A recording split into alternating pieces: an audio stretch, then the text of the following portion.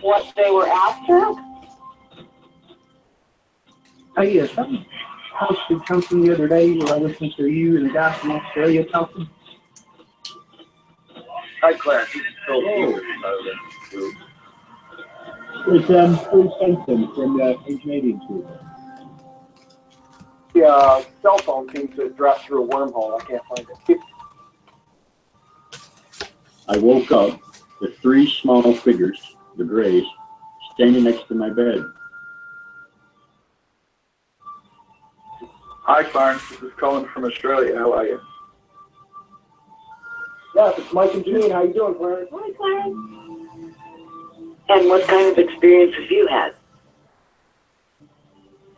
Clarence is an empath. Just having trouble with my smart TV. It turns out to be a dumbass TV. My name's Lee. Lee Stacy. This summer, I've seen all kinds of bizarre things in the sky. Really? You want to hear my story?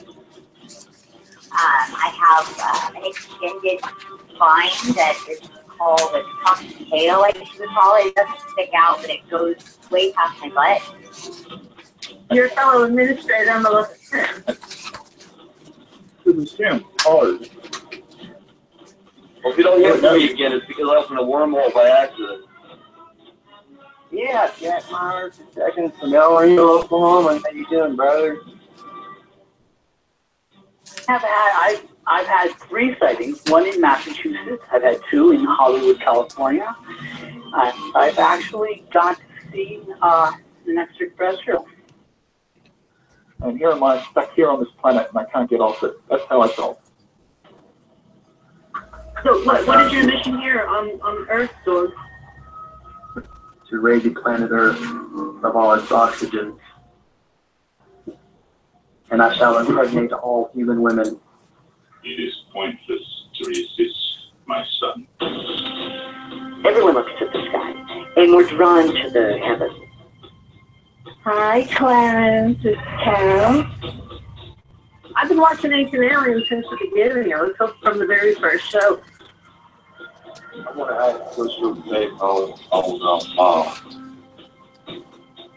This is Mike. This is Lee's brother. Hey, how you doing? This is Dan. I'm an admin on the Alien site. Just wanted to call and say hey. It's just a shame that we have people out there who take things funny like this. I'm going to tell you a secret, people. Hold on now. Hold on to your seats. Or making crop circles. That makes a lot of sense. It's brilliant. What I did was I had to call in as a guest on my own show. Can you believe that? Rob, is that you, sir? You sure? You bet it. Yep. And hey, Clarence, Sharon McQueen, how are you? Oh, that's crazy. I went to the 4-foot stack in National Enquirer. His description of him was a classic, what would be described as a classic gray alien. I don't mean to sound sexual, but Sharon, The Night Together was a song we used to sing together. Hey, Don. Hi. Hi. I finally made it. All right. So, I have to agree with Clarence. I think this was one of the best shows we've ever had. Well, I had no idea that you had an encounter with the Grays. When it vanished and disappeared, it made like a sonic boom. Thank you for your show. you're very welcome. Thank you. And Good night, thank you, and keep Matt. your eyes to the sky. Well, hello and welcome back, everybody, to Closer Encounters here on Blog Talk Radio, the show where you, the listener, is also the guest. If you'd like to get a hold of us tonight, of course, we're always live on YouTube, and we are now live on Facebook as well. And if you'd like to call in tonight onto the show, of course, the number here is 347-989-1008. So give us a holler. Open forum tonight. We're going to talk about anything that just about pops up. So You know, hopefully we'll get a number of callers. And speaking of callers, it looks like I have Tim with us here. Mr. Collard, is that you, sir? Yes, sir. It sure is. Good evening. How you doing tonight, man? Good, good. Yourself? All right, man. How's the weather? Can't complain too much. Yeah, yeah. Huh? How's the weather been treating you out there? It's pretty warm today. Yeah, all this global warming they've been talking about lately is kind of funny.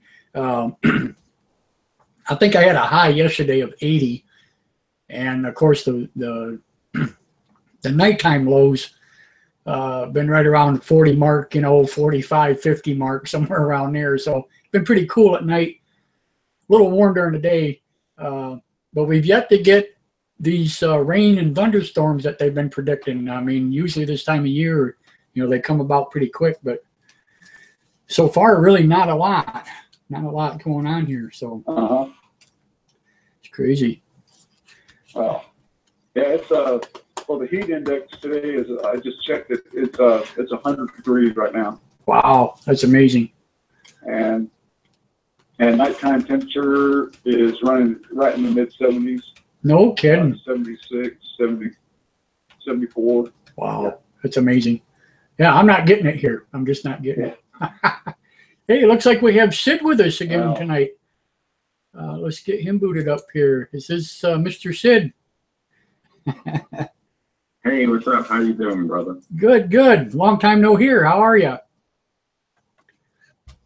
Pretty good, man. Just doing a lot of production and, you know, I'm editing a book that I'm writing. And yeah, just working as usual. You know, I'm doing my career. Cool. How's everything with you guys? Hanging in there. Good. Doing good. I want to wave to everybody. It's on Facebook right now. I see Dan Cooch is with us. Kathy's with us. I see Lee was in there. Pretty cool. But so far, everything's working. Our last show, we had a heck of a time. Things got dropped and whatever, and feed went bad. And but hopefully now everything's going to be okay. So, yeah, I had a rough time last night. Yeah, exactly. And for those of you that are looking at me on Facebook, yes, I did shave my face. All I got left is a mustache. My beard is gone. Actually, I just did it before the show, so kind of strange for me too. Yeah. Clean cut guy, wouldn't you know it? Yeah. So much for the hillbilly. Well, you look good. Yeah. Thanks. Different.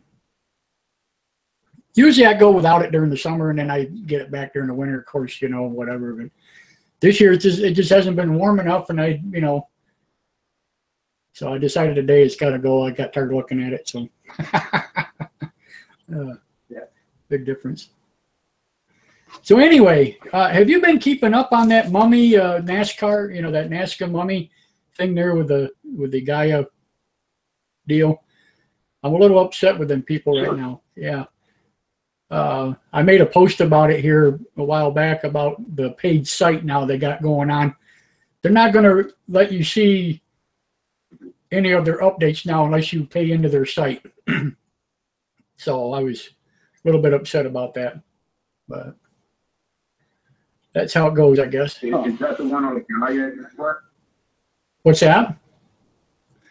Is this the one on the Gaia network? Yep. I think it's they they have like some paid stuff. I kind of looked at a few articles and it just it's a little it's easy to kind of hold stuff like that with Hollywood and stuff, the stuff that we see. Right. But the more, like, I think the more easier way to see it is just using like logic. When people think of the expanse of space and time is infinite, it would logically and mathematically be ignorant to think that life hadn't visited, is visiting, and probably always will be. So right. then you have professors that are paid to make people not think and say, oh no, even actors like the guy who used to play James Bond said something about, I think he was like one of the older James Bonds, where he said that, oh, you know, life does exist, but it's mathematically impossible to, you know, to reach it and stuff. Everybody that's in the professional field, as far as academic, you know, like mainstream, will always say wait. It's a waiting game. It's always to, Right. You know, the mummy is to kind of have people guessing. Is it really? It's like, who cares? You know, I got to that point where I was like, you know what? I don't. This is setting it backwards in a way, Right.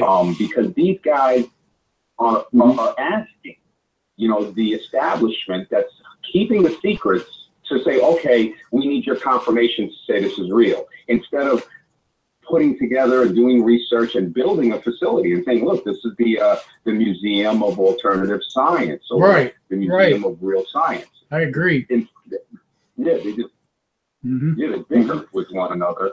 I'm not part of Gaia Network. I do know people in there, Right. but yeah, just some of them are kind of out there, you know, and it's not. There's so many agents that are in and out, and people discrediting, and you have to use the critical thinking. You know, it's one thing. Here's the thing, and it's like I said on our last show. There is one particular individual who's part of this investigation that I just do not trust whatsoever. And when I seen his name and I seen him on the thing and whatever, I almost said fake right off the bat, you know. But I give it, you know, seriously, I give it, you know, its debut. I let it do its thing. Now they come up with a second one that's supposedly smaller.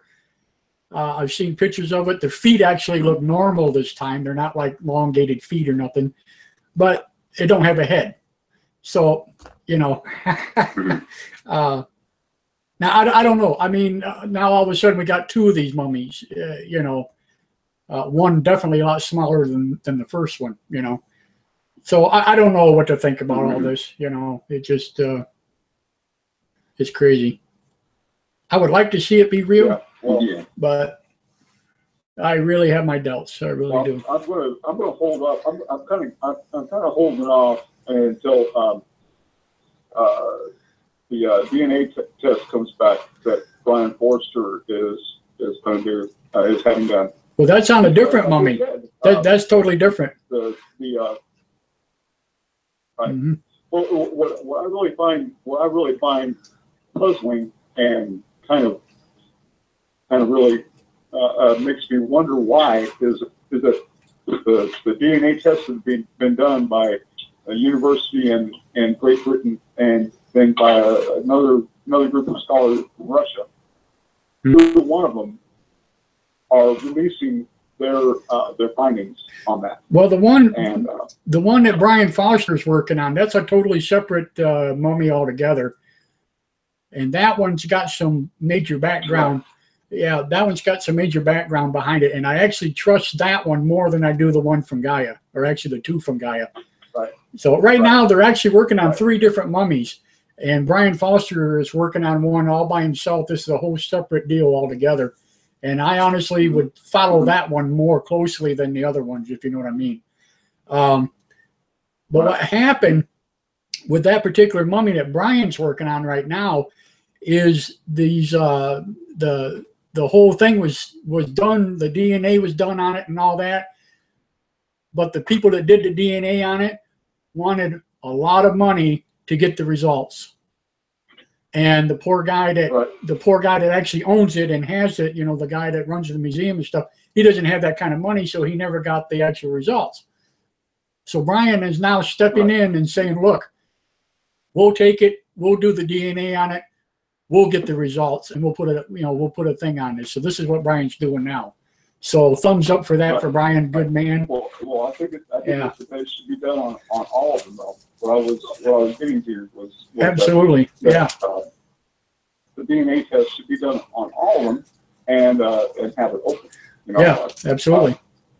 Let us know what let it know in public. You know, I mean, what the heck? You know, it seems to me that there's something they are hiding, something that they're not wanting to be easily access to, you know. Yeah.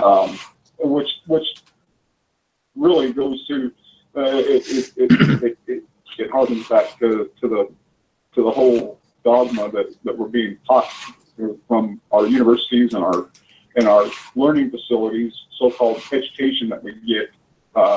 You know, we're being told a fantasy story of where we come from, what we're about, and all that. You know, and you know, it's just you know, it's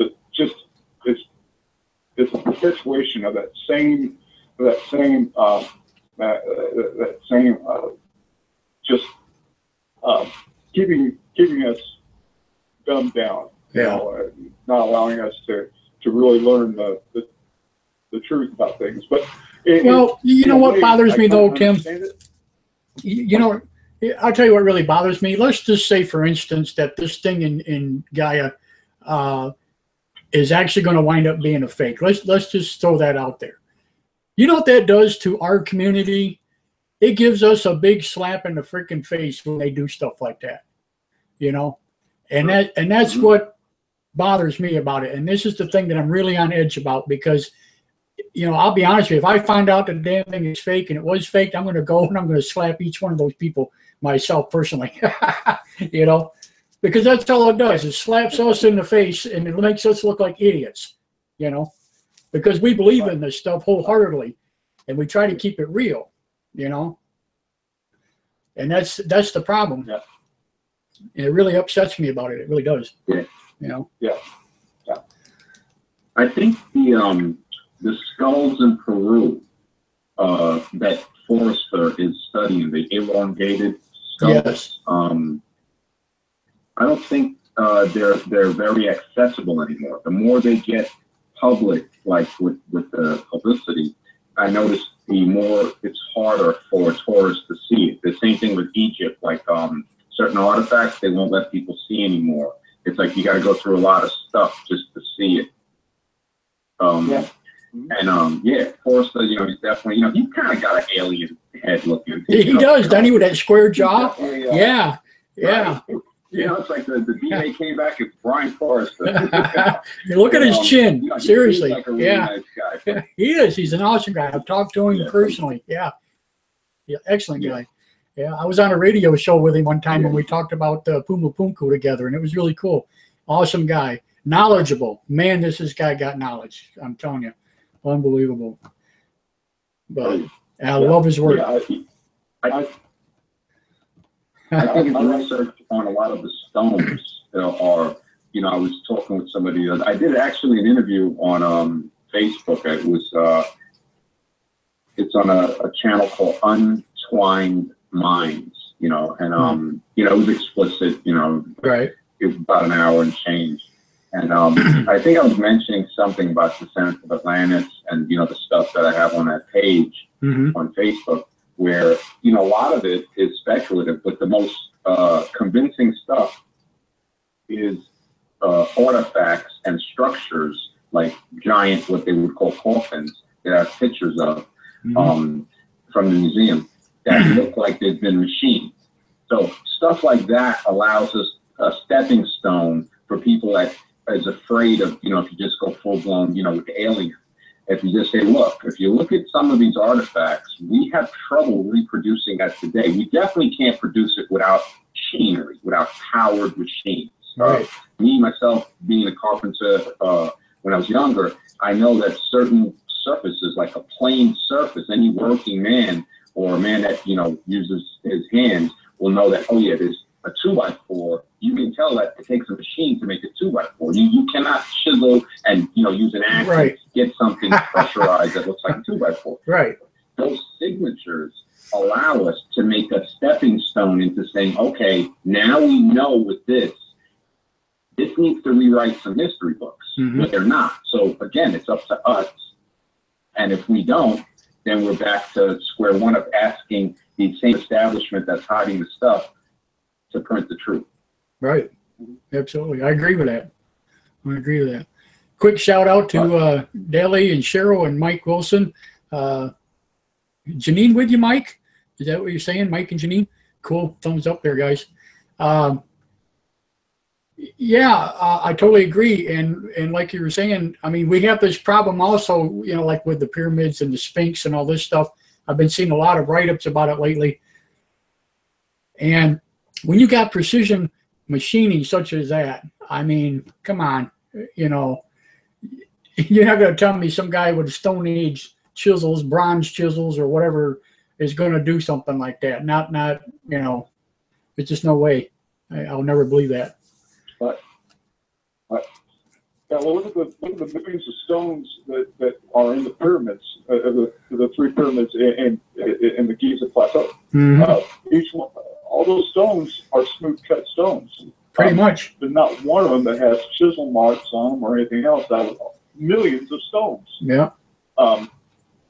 That's a dead giveaway right there. That there's some type of they had some type of a modern style technology doing that, making those cuts and doing all that. But another thing, like Sid, what you were saying, a lot of things are being hidden from us. You know, and there's areas in the Yucatan, some of the Mayan cities that you can't go to anymore. 35 years ago, they were open to the public. Right. Pretty much go to anyone down there, anywhere you wanted to go to. And now they have big areas that are completely closed off to outside people. Do you think you can go in there? Do you think they do that so people don't destroy it, or do you think they do it to keep it actually hidden from us? Working either way, I guess, but you know, makes you wonder what the real reason is. Just looking at the pyramids, right? Mm-hmm. Just say that somebody takes away, you know, an academic or something, can't accept the fact that a few, you know, some, you know, you can still see facing stones that look like they've been planed. Mm-hmm. The inner stones, you know, are kind of blocky looking. So, you know, they can try to argue, you know, other stuff. Right. But if you look at the print of the pyramid itself, the Great Pyramid actually has 8 sides. Yes. If you look this up, right. Correct. Yeah, you know, on the internet, you'll see pictures where on the equinox, the light shines in a certain way where on each of the 4 sides, you'll see a split down the center. Exactly. And it kind of adds to the strength of the construction of it. Then you look at the fact that it has mass in it. It has, you know, each side faces the cardinal points, north, south, east, and west, better than any building. Now, I think the White House is 1/500th off of true north, right? Mm-hmm. The pyramid is 1/2500th. Right. So it's actually 5 times more accurate as far as pointing north with a structure that's immensely bigger. Right. So you know, you look at that. You look at the fact that I think you can, you know, the square footprint of the pyramid. If you make a circle around the outside, the 4 points, and you make a circle on the inside that touches the 4 points, and you subtract the difference, I think it's the speed of light per second squared. Like there's something on the internet. I remember a while back. So now you're looking at circumference of the Earth. I think there's something like that, and the height of it. If you multiply it by 43,200. Right. Yeah, it'll give you the circumference of the planet. So you're looking at a lot of mathematics in it. So that alone, the level of saying this is some serious stuff. Exactly. This has a coating. It's built in a certain way. I don't know if you guys know, over in West Africa, and I think it's in Gabon. They just, a while back, there's a story about an ancient nuclear reactor. And they're saying that it's about 1.8 billion years old. Yeah. And, the scientists, you know, they try to say now it's a natural nuclear reactor, the only natural nuclear fission, you know, and the way they found it was going to mine for uranium. And when they mined the uranium, they realized that it had already been extracted from the rock. Yes. And then they dated it. So yeah, you look at this stuff, that's so because of the time frame. And I think they're saying that the reaction was ongoing for about, I think it was 500 million years. Something like that. It was a ridiculous amount. Yeah. Yeah. So some people are saying, they're trying to say it's natural reaction, which there's no other example of it, which just makes no sense. It doesn't. No. When you study nuclear physics, the water has to be pure. The purest water, you don't find water that pure on Earth, because if it has contaminants of even a part per million, it will shut the reaction down. Mm-hmm. So that's another key. They're studying it because the nuclear fission that produced the waste that usually goes into the air, they saw in the rocks, in certain types of rocks containing, I think, aluminum sulfate, it held some of the contaminants. So it was actually a higher grade of nuclear power plant that scientists, I think, in Germany are studying today to improve our current ones. Right. And they're still trying to say that this is a natural occurrence, and it's just ridiculous for people to even. So let me ask you something. The area that they found it in, okay, why there? Why do you think that they would put a power plant there in that particular area? Well, Western Africa, in that little nook, like where Cameroon and Gabon is, right? I think, the whole thing is the time frame of 1.8 billion years. That might not have even been Western Africa. That's true. You're absolutely right. Yes. Yeah, it's kind of, you look back at it and you say, you're right. Stuff changes with time. Yep. So this is amazing. Just to even grasp the concept of it. I'm still, we're writing an article on it to produce in a television series that I think we're going to put on YouTube first, like how we have Descendants of Atlantis. We're going to have another one called the Theory of. Mm-hmm. So the Theory of is going to have the theory of ancient nuclear power plants, the theory of ancient nuclear devices like I think they were saying that they got the math down to where they were saying the amount of uranium so far that they found that has been mined could make about 12 megaton nukes. No kidding. So that much? References are saying, yeah. So you're looking at something that just keeps adding up. And then in Libya and across parts of the desert, Oh no, you gotta be kidding me. Hold on, folks. Don't leave me. Oh, you gotta be kidding me. Look at that.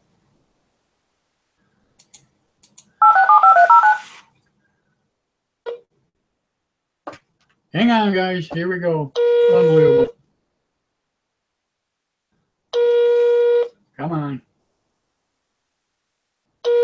To now, press 1. Since it appears you're calling back into a live show, we are reconnecting you now. Against people that watch football, you know what I mean? But when you look at certain things, it's just like an analogy to say they're concerned about things that aren't really, doesn't have nothing to do with existence, or even for that sake, pushing forward like technology. You got a lot of people that don't even do regular stuff, like, they don't have household maintaining skills. Like anything that goes wrong in a house, they have to call somebody to come and fix it. So it kind of makes the person less and less able and less, more dependent, which makes them more of a modern day slave. Because, if you got to call somebody to fix the sink and you don't have the tools to fix the sink, which is very simple, you become enslaved to calling somebody to fix the sink. Correct. Same thing with all the parts in the house. So, and people don't see this. They figure, hey, I push buttons for a living. That's good enough.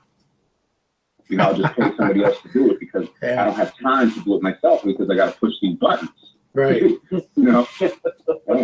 Exactly. And that's the thing. It's always going to take somebody with the physical nature, the manual labor part, to do what you got to have done. I mean, regardless. So there's always going to be a hands-on person somewhere down the line. It's got to be, So, right. One thing, job security, you can never get rid of it. Yeah. But Yeah, getting back to this uranium thing, though, I mean, that's a lot of uranium, and it's just amazing that it would be in one spot. But you made a good point, though, being it's been that long, that those continents, you know, West Africa and all that, maybe the whole landmass as we know it was still one unit instead of broke up like it is now. So, you know, right, depending on when the Ice Age happened and all that stuff. Yeah. It was still Pangea. I believe that at 1.2 billion years ago, Pangea was still pretty much one solid landmass. It very well could be. All the landmass on Earth was one. You know, all the continents were interconnected. So, but there again, though, a little bit. If that is the case,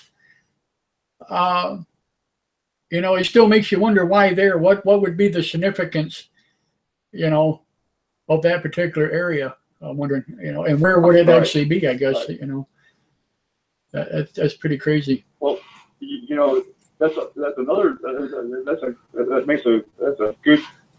good question, because of all the land masses across the world right now, the middle of Russia is probably the center of the largest landmass on Earth right now. But that the Giza Plateau, they say, is the most what do you call it? The most stable continent and the most stable landmass on Earth right now. Yeah. I really don't know. I don't know the geological in and outs of that. I'm not sure of that. But just looking, you know, you can just make it. You know, you can just look at it yourself and say, well, wait a minute. You know, that's bigger than that. Why is that? You know, why do they call it? Why were the pyramids built on the Giza Plateau, and why did they just build it in the middle of the the middle of Eurasia? Right. That would for me, it would make more sense. But then, and now I've done some research, done some studying along the way, and just come across information, more and more information as I go. It just comes to me, and there's parts of the Ural Mountains where they're finding all kinds of stuff going on right now. I mean, there are just hundreds and hundreds of structures that they're finding that date back way older than any other structures in the world. And not only that, but the largest stone was so far, now what mainstream archaeologists are saying, the largest piece of stone that we know of is at Baalbek in Lebanon. Really? They estimate that to be 1,500 tons. The weight of it. Now there's ones now in a structure, in a wall, in Russia, in the Ural Mountains area. There's one stone estimated weighs 3,500 tons. Huh. Now, I mean that easily succeeds any crane or any lifting device that we have today. Even if you could take 100 cranes, 150-ton cranes couldn't lift that. No. 100-ton cranes couldn't lift that. So it makes you wonder if it wasn't made from the formation that's there, maybe, or something, or do they actually think it was drugged there? I mean, you know, did it come from someplace else? It's a wall. You can look at. It's on. Oh gosh, what is that website?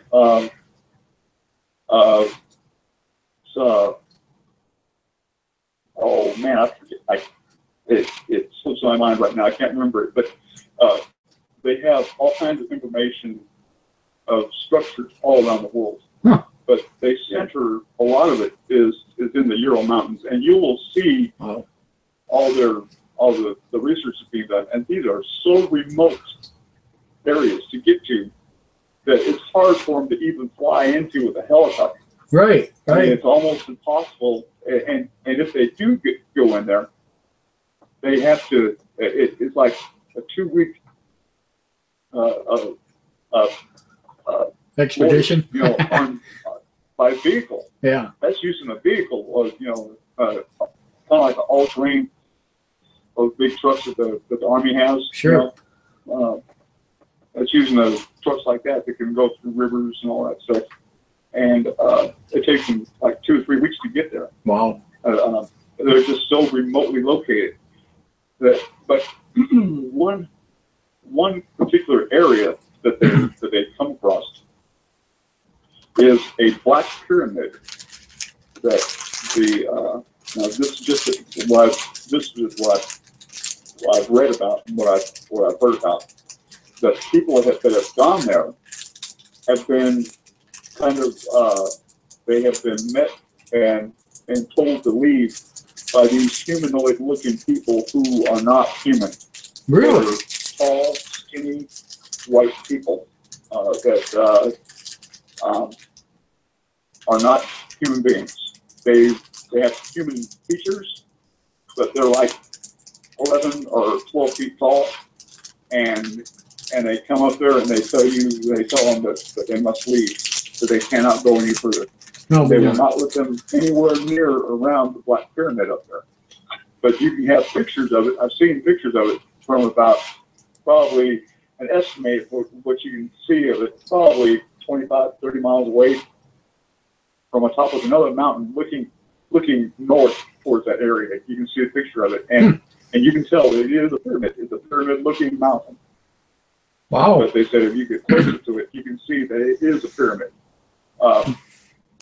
The Russian army, they went up there and they set a base up out there in that area, and found this to be really, really intriguing and really exciting. And it's just I mean, it excites me beyond words.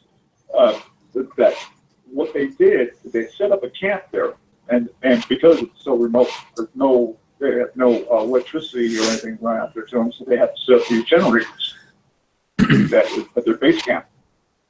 Well, they get the base camp up and running, and every time they do, it blows the generators. The generators overload. It's like the Gaia, the natural Earth energy. Wow. Comes through the rock formation and comes up to the surface and over amps the generators and explodes them. No kidding.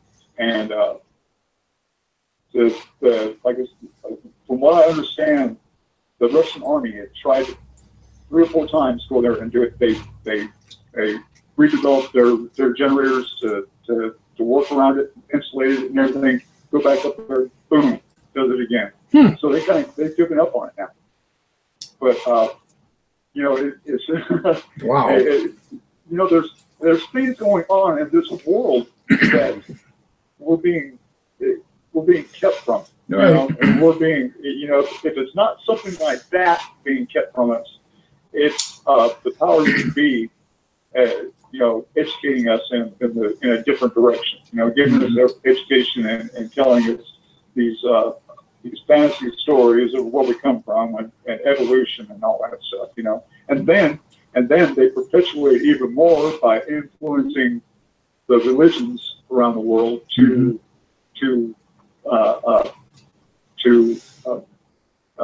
influence people's minds and influence people's thoughts about things, you know. And it's that's a very strong persuasion that's going on there, you know. Well, I see a lot of that lately. I mean, you know, it's crazy. Even going the opposite way, where we got the dumbing down of people. I mean, it's ridiculous. You know, I'll give you a good example. There was a guy complaining about 9/11, okay, complaining that President Obama was nowhere to be seen when 9/11 happened. Like, really? You know, he was on vacation, you know, and he was complaining about that. And I'm thinking to myself, how dumb are you? You know, really, Obama, 9/11. Okay. It's amazing. Totally amazing. You know, it's scary, totally scary. You know. Yes, yes, it is. And these interviews you see, you know, these interviews you see where people go around, they ask them simple things like, you know, who won the Civil War?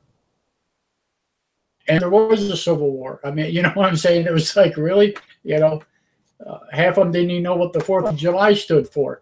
You know, I mean, it's just totally ridiculous. And it's scary, very scary. If it's just people themselves, or are we actually going backwards in time? I mean, is technology making people this way now? I mean, seriously, you know? Yeah. It's scaring me. It's so scaring me. And what do we do? I mean, yeah. I don't know. Well, what really gets me, and this kind of goes along the same line as that. The other night, I was watching the Tonight Show. Now, this is I'm going off on a little tangent here, a little, you know. It's okay. It's open night. Angle here. But this guy came on there. He's a fairly new actor, and he talked about something he was doing. I don't remember right now what it was, because you know, I just took it and let it go in one ear and out the other and said, "Yep, that's what's going on." You know, but he talked about going on an Ancient Aliens marathon and watching all the shows and everything about that. And the audience and the people kind of, you could feel that they were that they were like, "Oh, here we go. You know, this is something that we, you know, most people don't believe in or anything else, you know." So, but you know, he's basing a lot of what he does off of that, you know, and the influence and everything he gets, you know, is making him become more successful. But that it's just like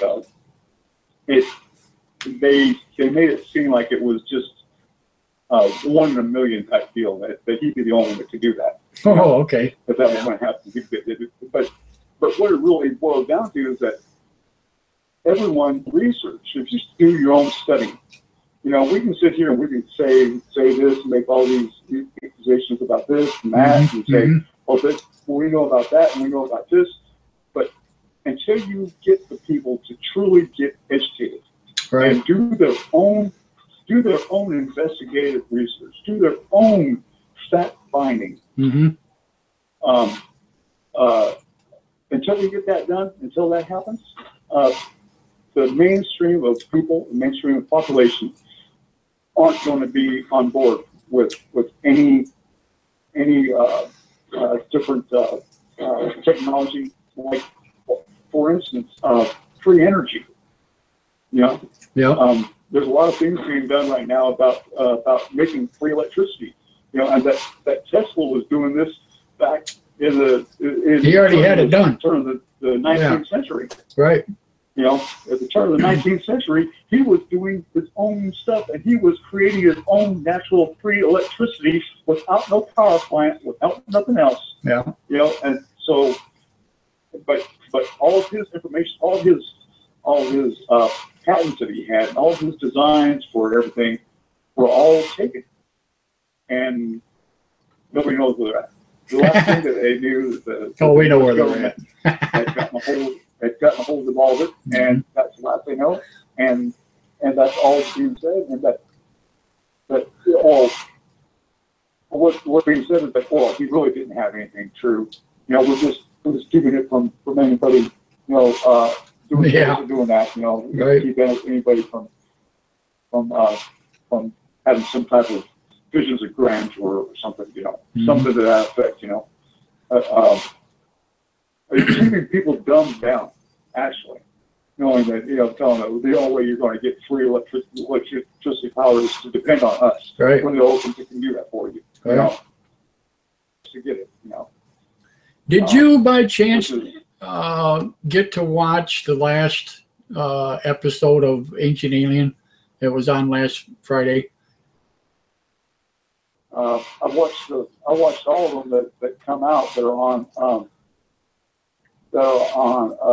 Hulu. So, okay. How about you, Sid? Did you get a chance to watch it?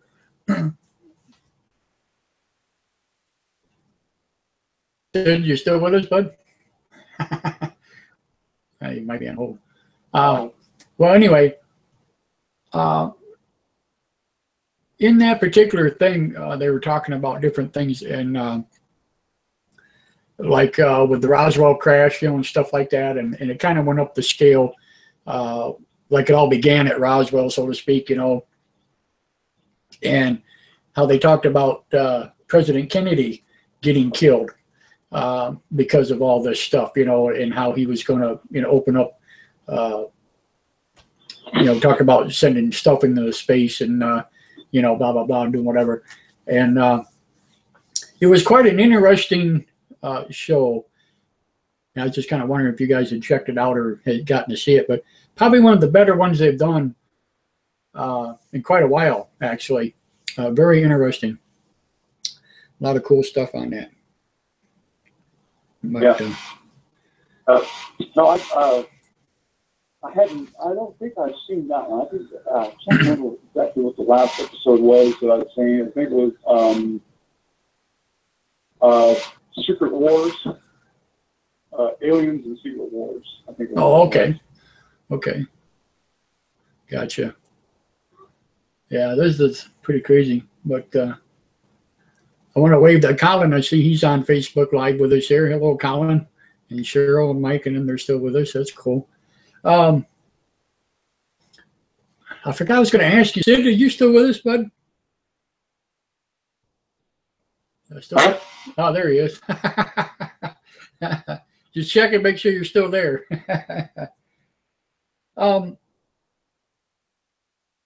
If Atlantis actually existed, I'm going to ask you both this because you guys are pretty up to date on this stuff, and I'm saying if because I'm not sure if I really believe into it myself. But if it did exist, and that, where do you actually believe that it wound up at, or where was it, or can you pinpoint it, or you think where it was, or anything? What's that? Atlantis. Well, what was? Atlantis. The world of Atlantis. Do you believe there was such a thing? I mean,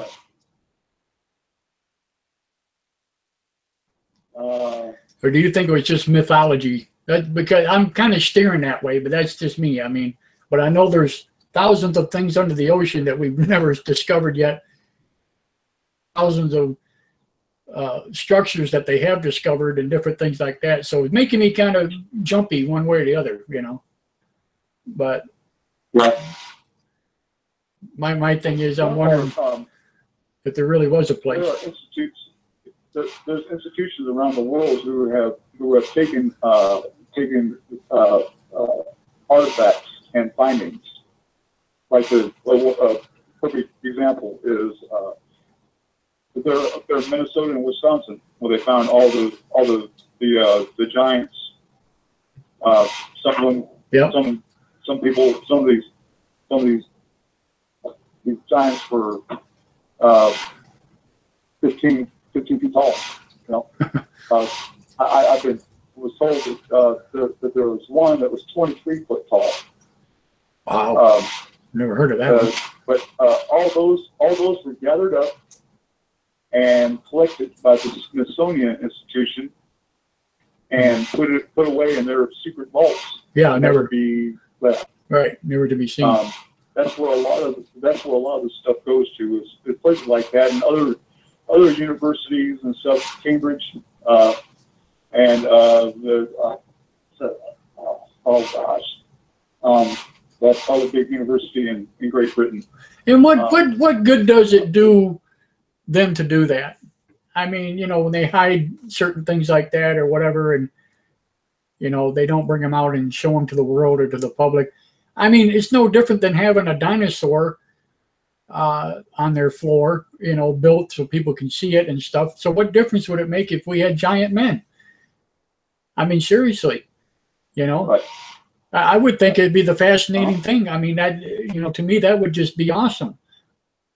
You know, I don't understand why they feel that they would have to hide something like that. What would be the thing, you know?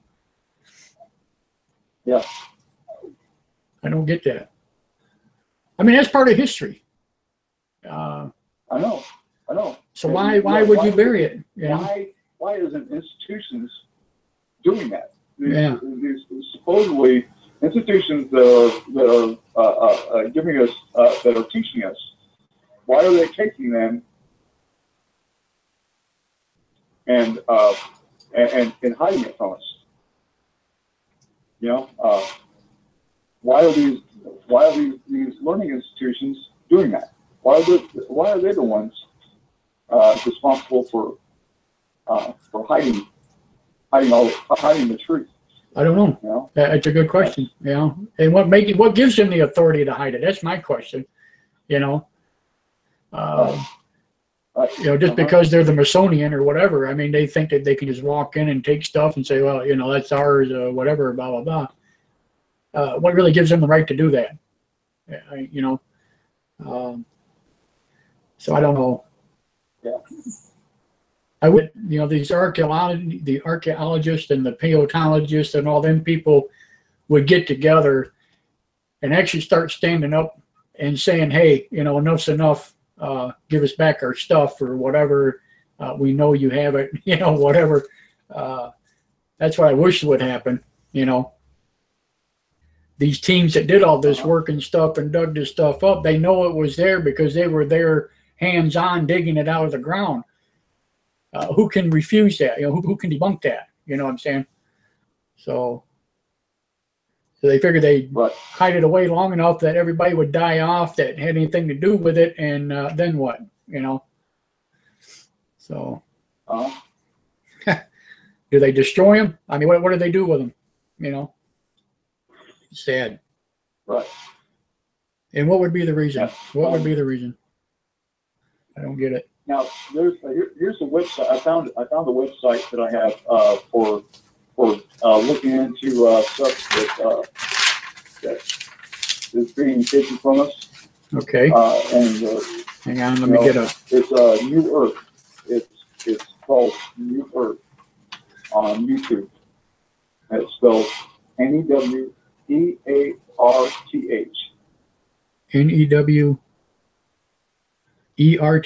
All one word, all small letters. Yeah, NEWEARTH. Yeah, I think I just seen some postings with that on there. New Earth, okay. I'll have to check that out. I'm telling you, just go through there and just do your own. Just casually, just pick out any one of their video blogs that they have. Okay. And watch it and just see what they have to say, and you will be amazed at whether they don't try to tell you. They tell you to look at it and say, what do you think? Right. You know, that's what cool. do you think this is? You know, what do you know, or they'll say they leave it up to you to decide. This is one thing, but that's impossible. It can't be that way. Right. You know. Right. And if you look at it, you have to. There's no denying that what they're saying is true. You know that what we're being told is a bunch of BS. Mm-hmm. That is no way that that's true. What we're being told is the reason for that existing. You can look at it and say, what's that? You know, that's obvious. You know? Yeah. Well, I mean, and there are things, though, that you really, you know, there are certain things that you have to raise an eyebrow at. I mean, I keep seeing these posts all the time about Antarctica. And I'm going to tell you what, people, you really need to understand this. Antarctica is off limits to people. You don't just go up there with a pick and shovel and start digging and find things, okay? It's not going to happen like that. Secondly, a lot of these posts are talking about, you know, like one of them was they found ancient ruins, 3 kilometers of ice. you know, mine for a living. I dig rock. We blast through it, and I dig it. And this mine here has been open for maybe 60, 70 years, something like that. And we're not even a mile deep into the earth yet. You know what I'm saying? You realize how far down 3 kilometers of ice is? I mean, it would take generations of people digging through it to get down that deep. Okay. It's not going to happen. And these guys and people that are just going nuts on this, and I don't know if they realize what they're not reading. You know what I'm saying?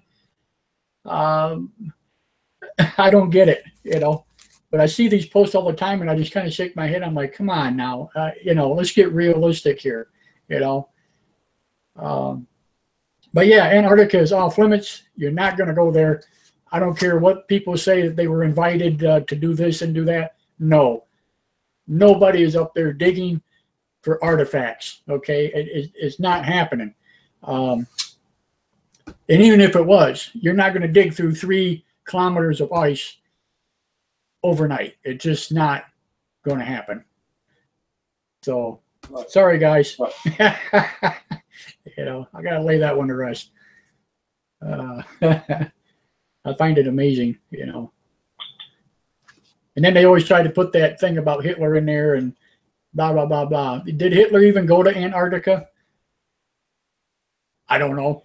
A lot of people say he did. I've heard that you know, that there was some Nazi expeditions that did make it to Antarctica. There very well could have been. They went all around the world. They went to Egypt. They went to South America. They went to Egypt. They went to places in remote locations and Mesopotamia. Well, we do know that he was definitely looking for a certain power, no doubt about it. And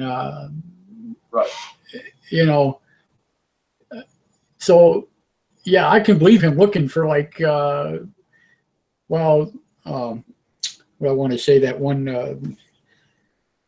Now I'm all confused. What's the box there Moses had? Yeah, you would think I'd know that right off the top of my head. Yeah, you know, things like that. They supposedly had all this power, you know, and everything like that, which very well may be. Right now, they're claiming that it's part of the Tutankhamun expedition, you know, part of his clan, you know, his father and whoever had it. You know, it belonged to the Egyptians. Right. And that Moses was actually, you know, part of that deal. So, you know, who knows? Yeah. But I honestly do agree that Hitler was looking for all of these kind of artifacts and different things because he thought that they had better power. And if he could control them, of course, he could probably rule the world with them, you know. But he came up empty too. So, you know, obviously. But find something. You think so? That Russia did find something. Or the Nazi Germany, not Russia. Right. I think that the Nazis found some things that are still keeping it are hidden away somewhere. Really? Or buried, or well, yeah. Well, look at the if you just do a casual study of what the Nazis were doing for World War II, right, at Peenemünde, and their the secret base where they did all their experiments with the Glocken, with the bell, and the only thing that's left of that whole operation, circle, the hinge, the hinge they call the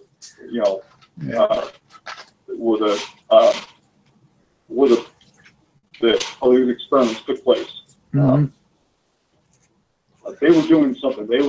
They came across some kind of information that not readily available to us, to our known source of knowledge.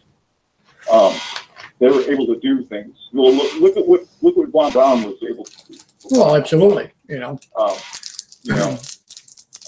we talked about this last time. Nazi Germany was, they were light years ahead of everyone else in their technology. Mm-hmm. The only thing that we're thankful for is they had a madman at the helm, because if they had somebody in there who was really a good leader, yeah, we'd all be speaking German today. Probably. Yeah, you're absolutely right. Because their technology, all their aircraft were flying out. Everything was ahead. The best. Yeah, even the tanks. Yeah. I mean, you look at the design just of the design of the NE109, the BF109. Yeah. The S and G models being the greatest ones that they made of that airframe, of that airframe type. That was designed in 1937. Yeah. Ain't that something? 1937, we were still building biplanes over here. Exactly. And here they were. They had designed. Yeah. They had designed.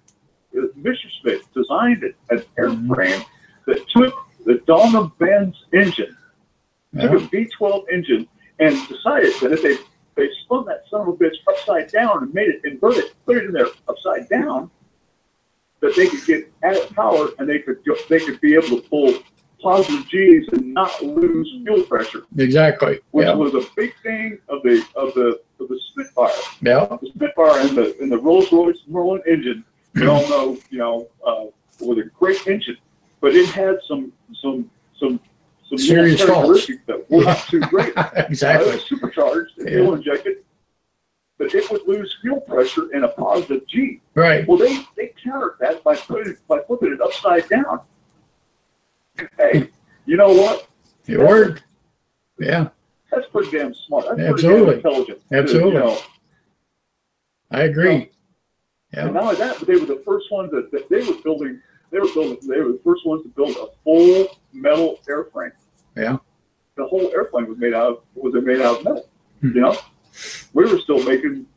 Well, look at the Hawker Hurricane, for crying out loud. It was designed about the same time as the Messerschmitt. And it was made out of wood. It wasn't until later on that they started building the Supermarine Spitfire. Right. And it was made. It had a full metal frame and skin. But we were lagging behind at the beginning of World War II, man. And it's no wonder Germany was kicking everybody's ass, because look at their tanks. Even their tanks, their Tiger and their Panzer tanks. Yeah. First tanks on the market. They were unstoppable. Yeah. Exactly right. But Got to laugh. Cheryl says. Cheryl says Hitler either got help from aliens or the devil, Satan. Yeah. Probably both. Well, they had a bunch of stuff going against them, throughout the get-go, which was, that they were a bunch of drugged up heathens, to tell you the truth. Mm-hmm. That's what, and that's why they ended up losing the war, because they became schizoid. Their brains became fried. Well, it was just a big cult. That's all it wound up being. Yeah. One giant cult.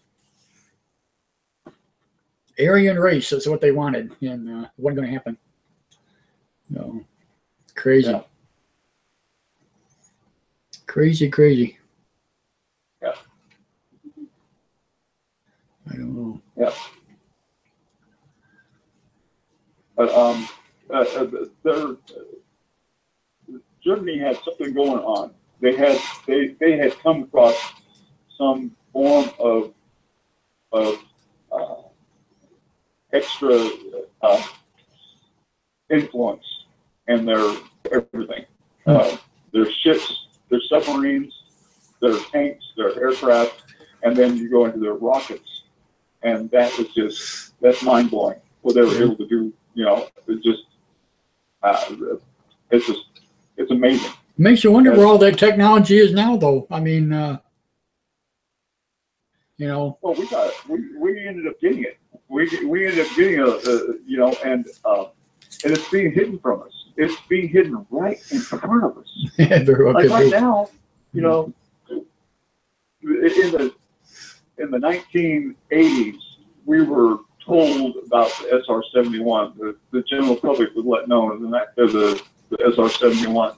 Mm-hmm. They've been flying the SR-71 since the early 60s, for crying out loud. Yeah, it's been retired. It was out and flying for 20 years before people even knew it existed. Oh, yeah. Yeah. And, yeah. That's and a it first. still holds the record for the highest flying, fastest aircraft ever built in the world. Yep. They actually had to wear so astronaut what are they doing suits. now? Yep.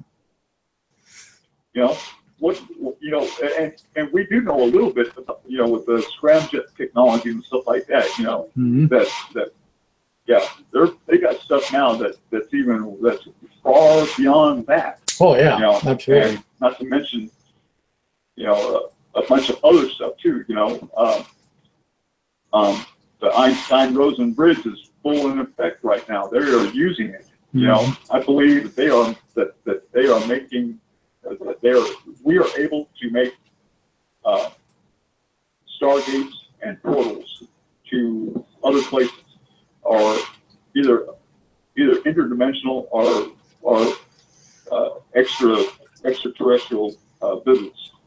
You know, we can do either one, and I believe it wholeheartedly right now that we're doing it. And you know, but I've seen some things that would just blow your mind. And there again, there's my question. Not some type of. What good is it going to do them? What is the purpose of it? What is it? What are they going to use it for?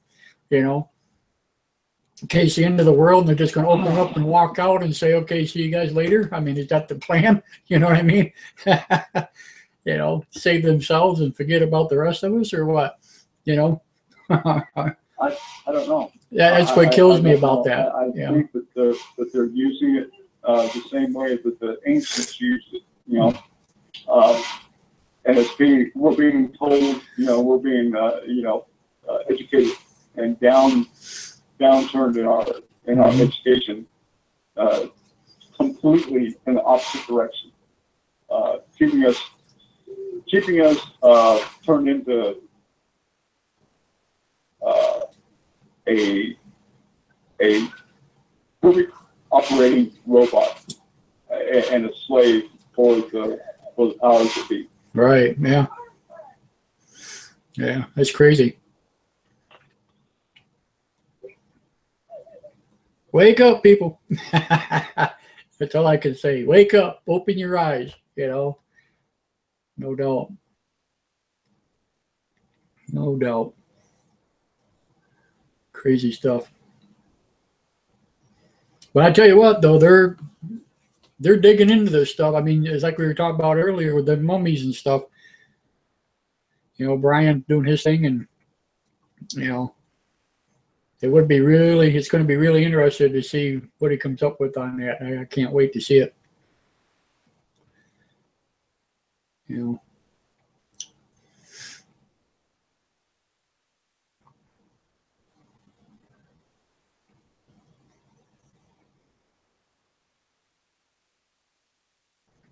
Are you still there? Yep, still here.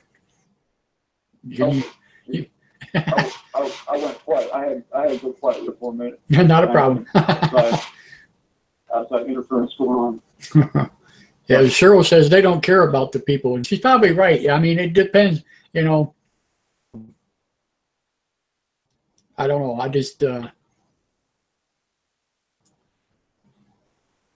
don't know what their thing is. Because you're not going to live forever. Let's face facts. I don't care who you are or how much money you got. You know,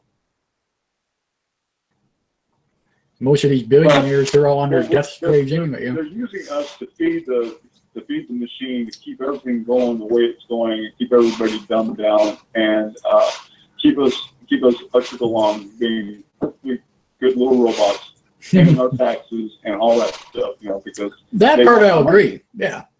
And they're wanting for more money. They're wanting more of our money. Yeah. And then they want us to go to the doctors to get put on pharmaceutical drugs to keep us even further dumbed down. Mm-hmm.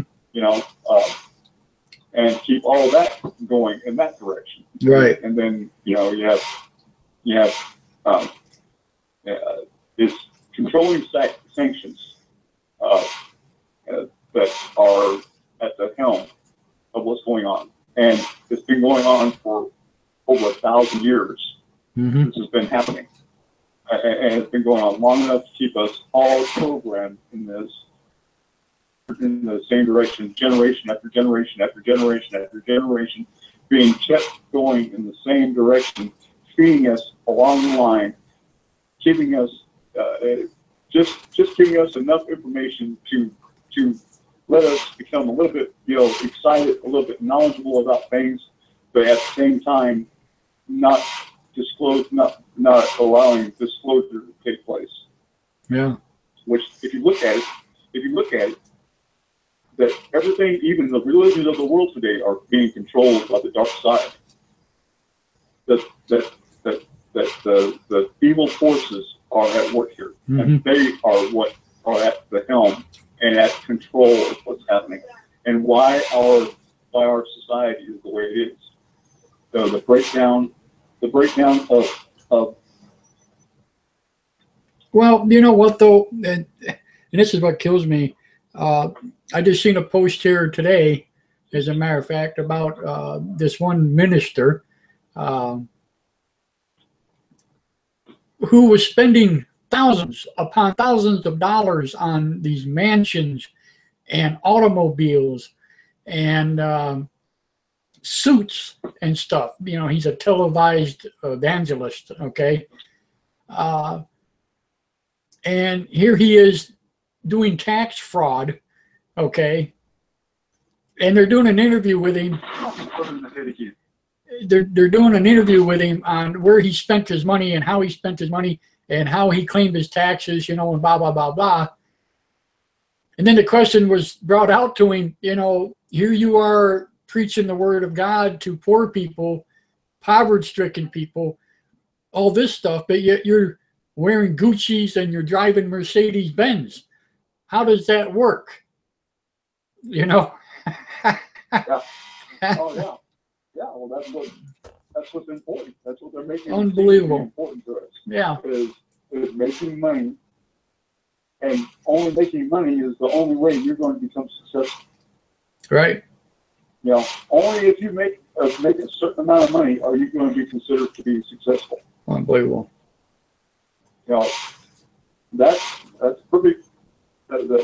What better way to control people and to keep people dumbed down? Yeah.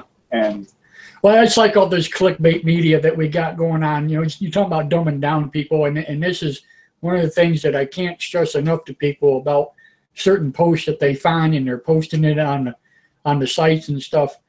You know, take a good hard look at this stuff.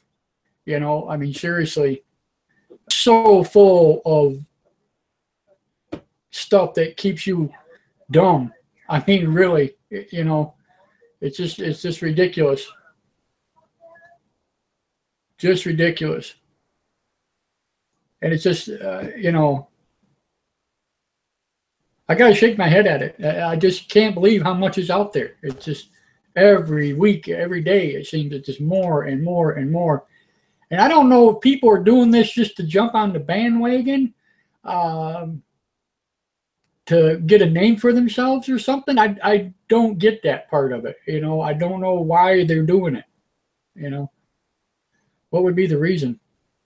Are they getting paid to do it? That's another question, you know.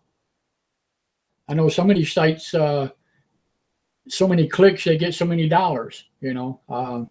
Maybe that's what's going on here. I don't know. But, and you can tell a lot of it, none of it's been researched whatsoever. It's just rolled up and thrown out there, and, you know, people are taking it for its word. And it's like, wow, don't do that. You know, if you see something interesting, back up, see if something else is being talked about, the same thing. You know, don't just take one post and give it a gold star, because it's not the way it works.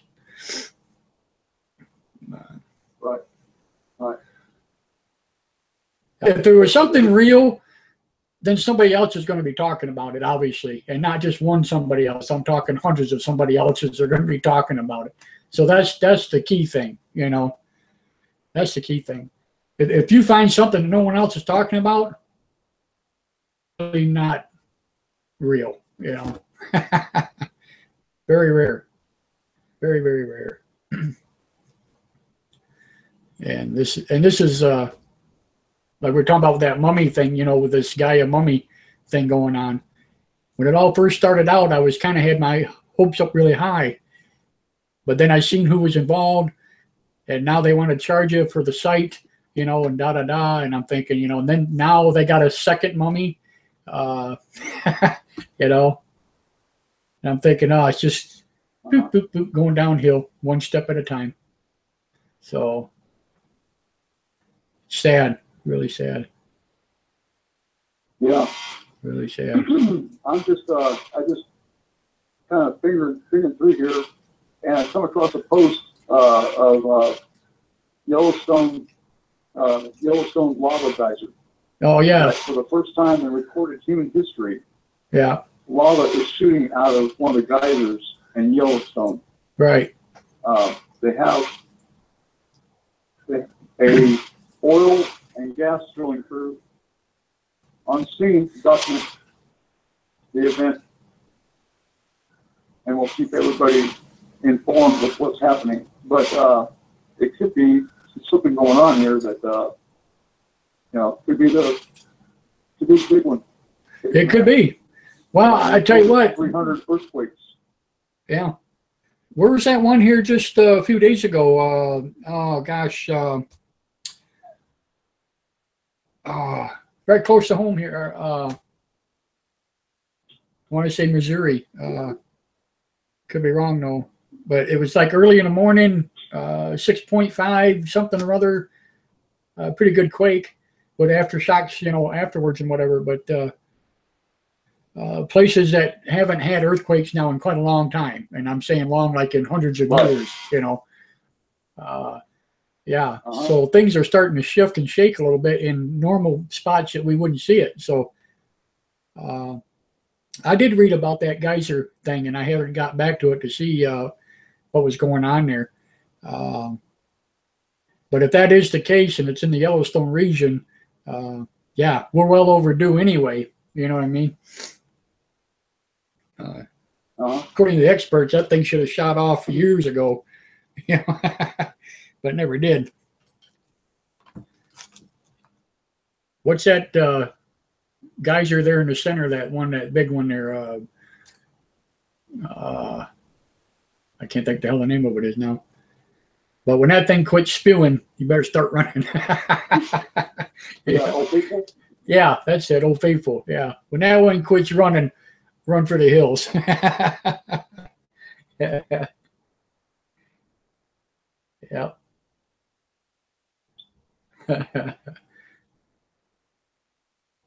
You know, the water's dried up and lava's on its way.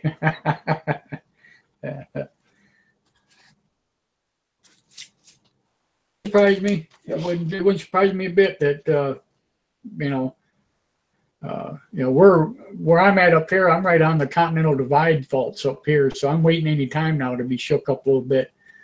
You know, knock on wood. You know, it hasn't happened yet, but you know, there's nothing like California. Yeah. You know, in that Southern California, they get earthquakes every single day down there. You know, it's a never-ending thing. Same way with places up towards Alaska. Oh, yeah. Different other places. I think Oklahoma's another one, you know, that has certain areas there that get earthquakes all the time, quite frequently. But we're starting to see them now in places that don't normally have them. Those earthquakes last week on the San Andreas Fault. On the San Andreas? Yeah. Right outside Fraser Park. Yeah. California. Yeah. That things are coming alive right now. Mm-hmm. There things that are happening. Well, we just don't know. Yeah. You know? It could be the Earth is making a shift again. I mean, you know, there was talk about that for a couple of years, you know, where the actual Earth itself, you know, the axis is actually tilting again.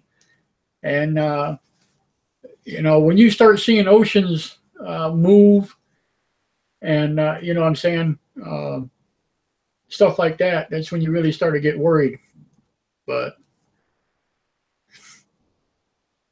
when they put Australia on the top of the globe, then, you know, that's when the fun's going to begin. But yeah, I've heard that, been told that before, that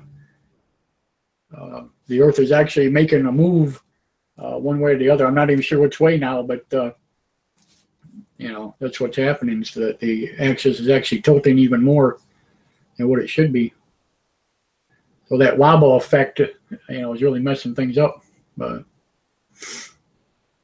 yeah, it could be. We don't know, because we're not going to tell anybody and let us know, because they don't want mass hysteria and panic going on. You know, there'd be. But there again, what all would happen? But there again, if this is something that's going to take 50 or 60 years to do, that's one thing. You know, it ain't like it's going to happen overnight. You know what I mean? Well, so that's just it. It's not going to take 50 or 60 years to happen. It's going to be something that when it happens, it's going to happen right out of the clear blue. Just like that. There's going to be no early warning. Yeah. There's not going to be any. There's not going to be any preparation for it. Yeah. There's not going to be anything. It's going to be something that happens completely out of the clear blue on a quiet and peaceful day. Just all of a sudden, boom. You know, from one extreme to the other. I got to ask you something, Tim. From that point on, nothing in the world will ever be the same. Oh, definitely. Yeah, I totally agree with that. No doubt. I got to ask you, while we're on this subject about this kind of stuff, you know, they keep talking about global warming and all this stuff, and how the polar ice caps are melting off and all that stuff. Wouldn't you think that that's still the ending of the ice age happening, as far as the ice melting and stuff? That the ice age never really stopped, that that's actually part of it? I mean, wouldn't you? We've been receding from the, we've been on a constant recession from the last ice age for the last, what, 20,000 years? Yeah. Or so? Yeah, exactly. So it's just at the end yet. Would you not agree with that, or am I wrong on that? I mean, the only thing that concerns me about that whole global warming right thing going on, everything, is the CO2 levels in the atmosphere. Mm-hmm. Well, that's going to happen anyway. They are at the highest level. They are at the highest level in known history. Now, known history. Yeah. That's the history of mankind. Of us, yeah. You know, we only know about history going back, but at the most 5,000 years. Yeah. So, and we're the ones putting that crap in the air to begin with. So, you know, with diesel smoke and whatever. But yeah. Well, the biggest producer of CO2 in the atmosphere is jet engines. Well, I agree. Jet aircraft are the #1 producer of CO2 gas. I agree. In our atmosphere. Yeah, and where they burn for fuel, kerosene. Not these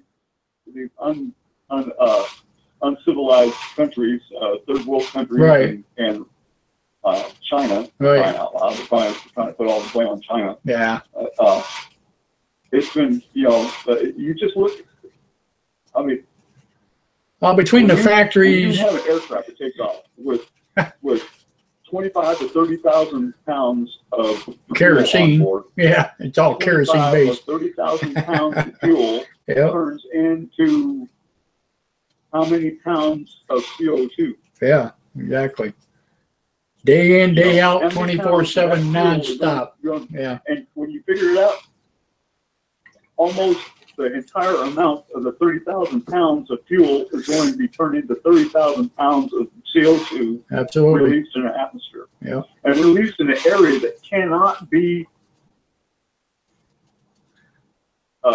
burned off. Yeah. Absorbed. Yeah, exactly. We have natural CO2 levels down here at the ground level. Yeah. CO2 levels at ground level can be absorbed by plants. Right. Plants have a natural thing. That's a part of the photosynthesis. Yeah, chlorophyll and whatever. Trees and plants and grass and all that does Exactly. is they take CO2 and absorb it and turn it into oxygen. Right.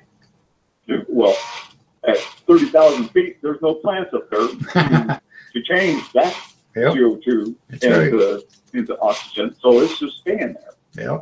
You know, because it's invisible, it's clear. We think nothing of it. Oh, it's just there. You know, right. Oh, there. Look at there. And even though it may not be what they call those chemtrails. Yeah. Chemtrails. You know, some of them may be chemtrails. Most of them are just CO2 particles. Yeah, that's what I said. They're CO2, you know. Yep. That are in the upper atmosphere. Yep. They're floating around. They're not dropping out.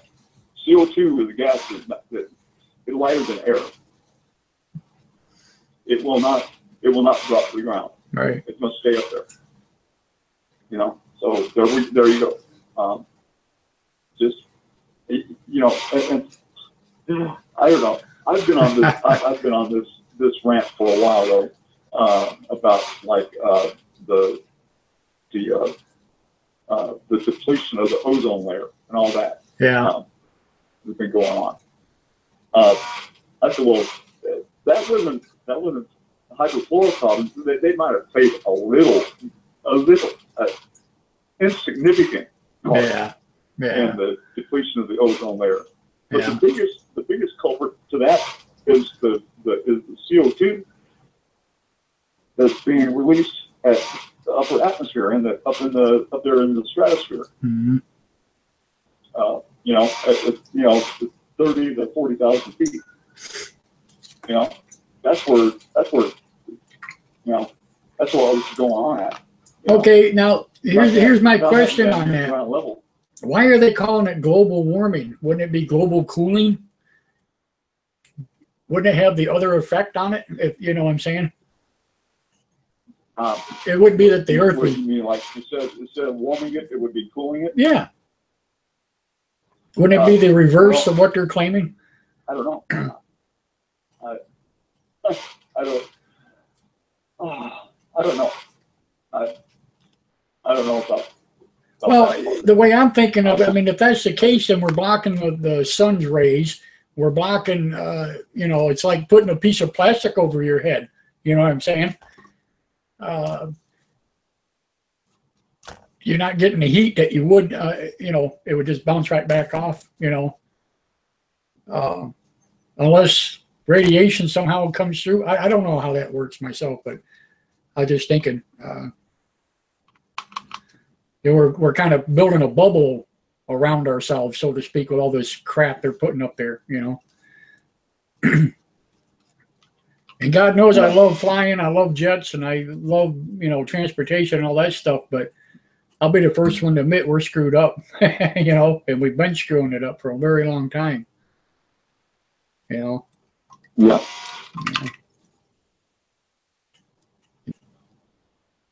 I think, honestly, what they need to do is cut back on the air traffic. We don't need 100 flights coming out of Dallas every single day, day in, day out. Cut them back to 50, you know, or whatever. So people got to wait a little longer. Boo-hoo. You know what I mean? That's what I think they need to do. I think they should take all the flights and cut them in half. We're not going to do that. We're not going to do anything that's going to holy shit! Going to inconvenience them. How many times have you been on a plane? Nobody wants to be inconvenienced. I mean, for crying out. Yeah, but come on, they're selling out on the freeway.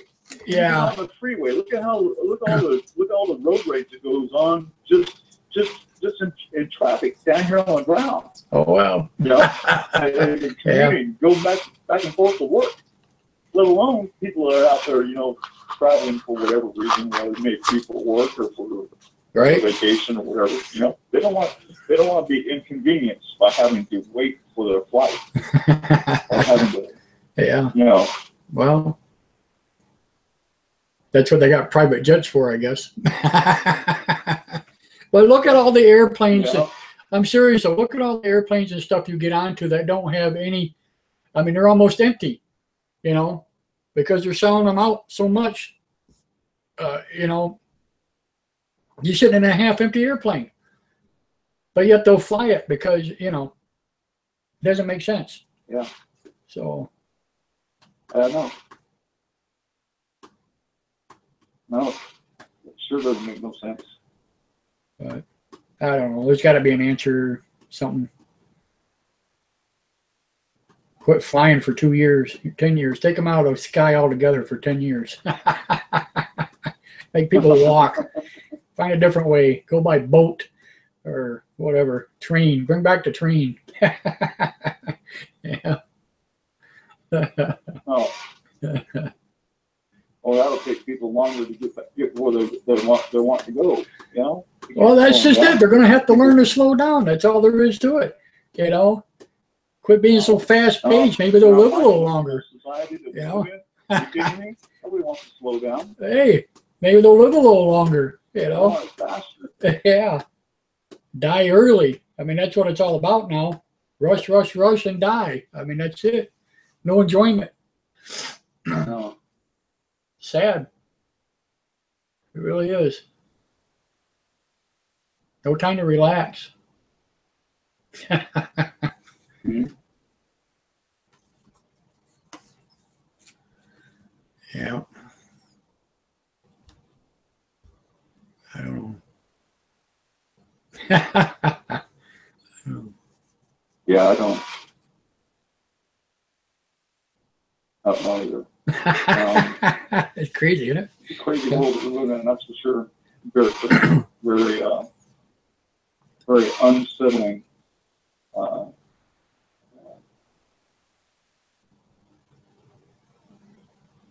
don't know. Nobody wants to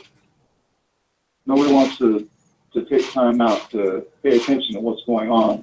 You know, we just are caring about what they're doing and what they want at that point. Right. You know? I just think it's funny. But, you know, when you stop and consider certain things, too. Now, here we got the International Space Station flying around up there. We got 3 new astronauts that are going to be flying up to it here, within a week or two, something like that. Exchanging, you know, whatever. And at the meantime, in the same time, we got people here on the ground looking for ancient aliens and artifacts, you know. It's kind of ironic when you really stop and think about it, you know. Here we are looking for ancient aliens and ancient past, and we got spacecraft flying around ourselves right out, you know, right in our upper atmosphere here, you know. And oh, and before I forget, I'm going to answer a question that everybody keeps asking me. You know, how come they're not seeing the other satellites from the International Space Station, or how come you can't see these other satellites that are flying around, being that there's so many thousands of them? You can. You can. Yes, you absolutely can. Matter of fact, it wasn't long ago they almost hit one. Almost crashed into one. Yeah. So, yeah, you can. And if you step out at night and you know where to look, and it's not hard to map them, you can Google it. You can actually see them with your naked eye. So, yeah, they're there. You can see. I have seen so many satellites, it's not even funny. Absolutely. Yep. Matter of fact, you can watch the International Space Station. Yeah. Yeah. The only time you see them, the only time you can see them is for an hour to 2 hours after sunset. Something like that, yeah. And an hour to 2 hours before sunrise. Right. That's the only time you can see them. Yep. You can't see them late at night. Right. Late at night, we're completely turned away from the sun. Yep. The shadow of the earth itself will cover it up. Yep. Keep the reflection of the satellite from being seen. On some of them. Right. Now some of them not so much. Yeah. But the depending on what you're looking at. Station, yeah. It is so. It's such a big and bright, massive object floating around that it is brighter. Pretty bright. Yeah. Jupiter. Yeah, it's pretty bright. It's brighter than Jupiter or Venus. I mean, it still looks like a star, but it's pretty bright. I mean, it's you know, and it does kind of freak you out. I made that I mistake. seen it when I lived down in Texas. I seen the because the news channel down there, Channel 5 News in Dallas, will always let you know that kind of stuff. You know, when you can see the space station, yeah, when it's flying by and all that stuff. Yeah.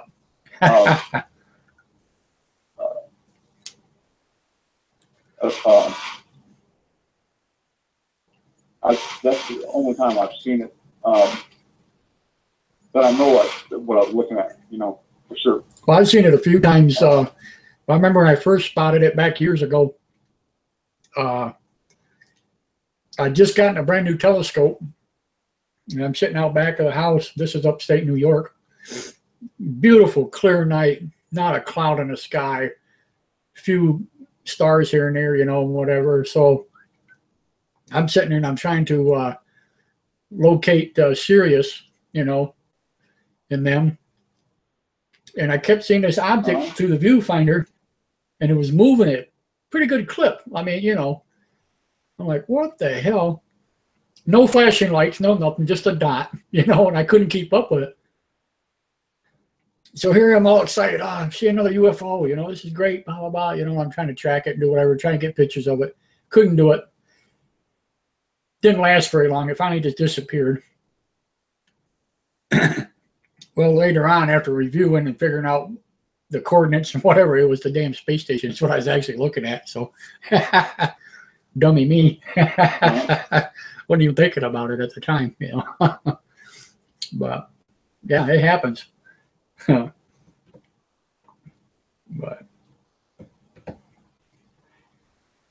like you said, though, right time of night, you know, right after sunset and right before sunrise. Best time to catch it. Mm-hmm. Yep.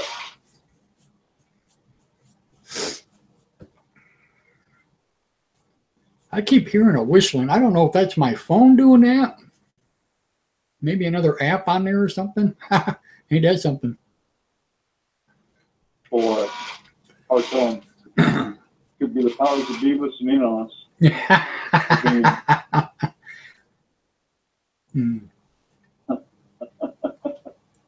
It wouldn't surprise me. Yeah. Hey.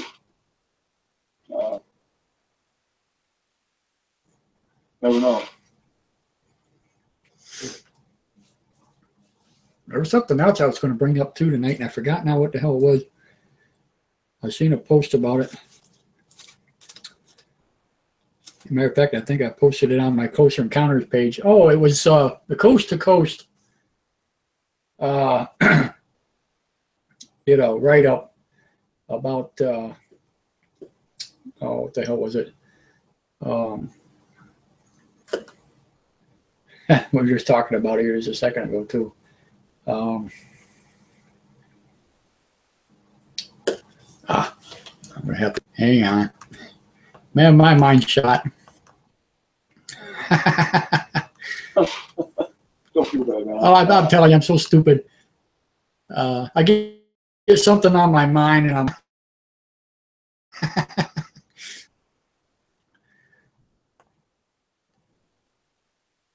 Okay. Oh,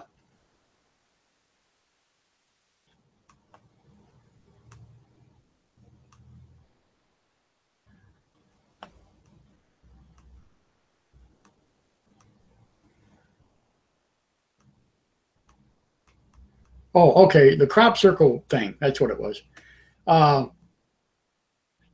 The cops in England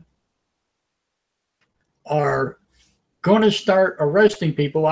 Now, don't ask me how they're going to do all this surveillance. But if you're caught creating a crop circle in England, they are going to prosecute you because it is illegal to make a crop circle.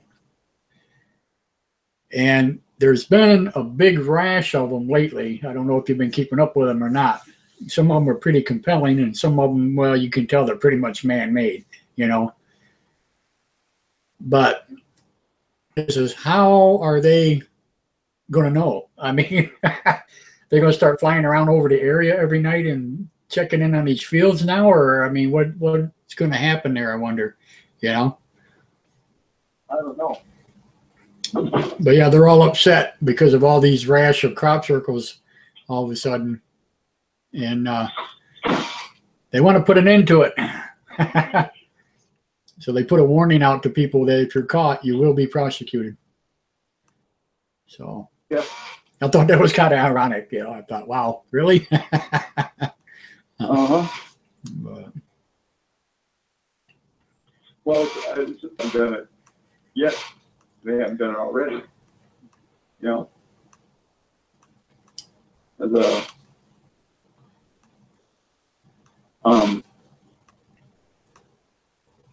anything they can do to, just like those two guys that said it was making them, you know, there's no way that they could make them by hand. There's absolutely no way. well, they did years ago. Especially overnight. You know. Yeah, but see, the ones that they were doing back in that day were nothing. I mean, they were, you know, half an hour, yeah, whatever.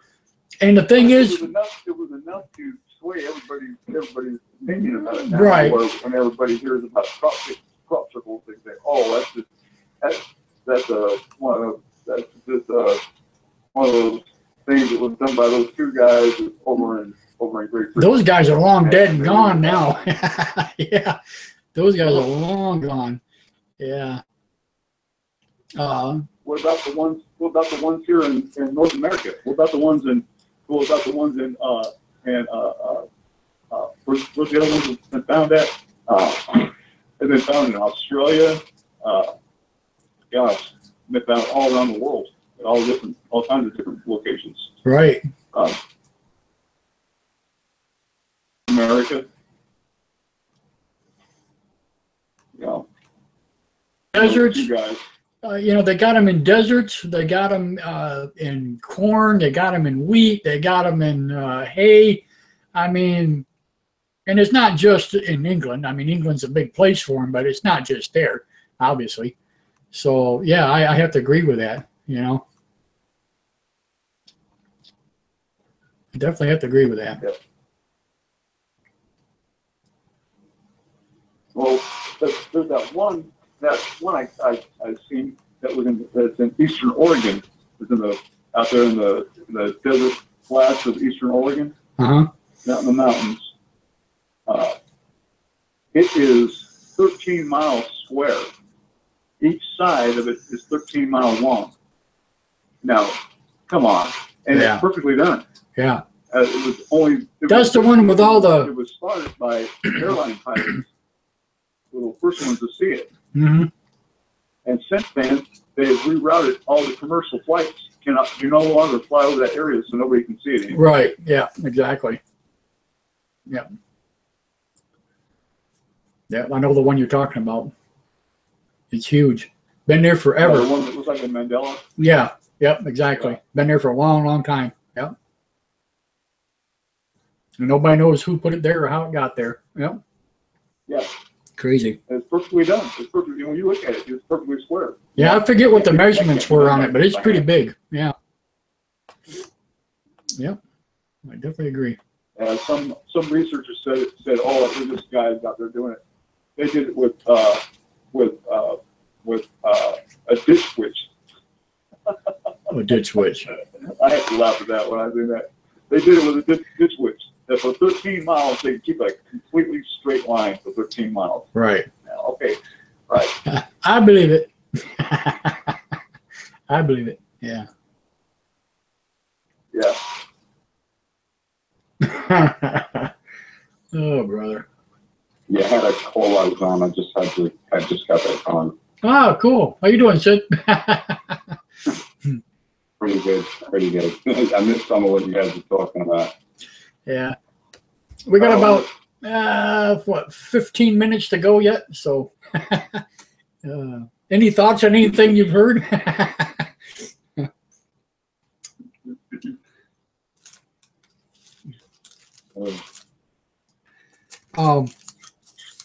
Have you heard about that discovery? It was off of I think the Gulf of Cambay or Cambat.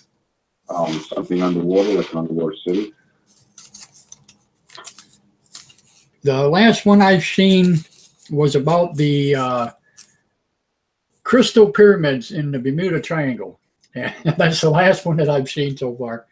But no, I haven't heard anything about that one. Oh, it's something. I don't really, I don't know if it's the same one that was off the coast of, I think it's the western coast of India, like where India and Pakistan meet, somewhere around there. They're saying that, that was like land, 15,000 years ago. Oh. Or maybe sooner, maybe like 8,000 years, 8 or 9. Okay. Different artifacts from it. The artifacts are like 9,300 years to 30,000 or something like that. Wow. It's a big span, and it's supposedly two cities. That's crazy. Yeah. That's crazy. Wow. Yeah, that was a city. That was one of the cities that was submerged since the height of the last ice age, and since the polar caps have been melting, and the sea level has been rising. It's been submerged for, I want to say like 2,500 to 3,000 years. It's been submerged now. Really? And they just found it. It was a legend. It was in one of the legends of one of the Hindu Bibles. I don't know if it was the Mahabharata or one of the other texts that they have written, but it goes back thousands of years. The capital city is where Vishnu, the Hindu god Vishnu, that's where he reigned at, was in that city. And everybody thought it was just legend. Everybody thought it was just a tale of their mythology. Right. Well, when the divers found it, and they realized that what they had come across was the city where Vishnu reigned at. Now it kind of it verifies what was written, that what was written in the Mahabharata isn't just a legend, it's actual fact based now. Huh. Wow. And it dates back to over 30,000 years. These are things that I find compelling. It's just like what you've been saying, and talking about Atlantis, and I believe that not all of us, not of the whole population, but some of the population of Earth today, we are the descendants of Atlanteans. That population, that society, that Atlantean society, and that's where a lot of the ancient technology was lost when it was destroyed and lost, whatever great cataclysmic event that took place that wiped it out. All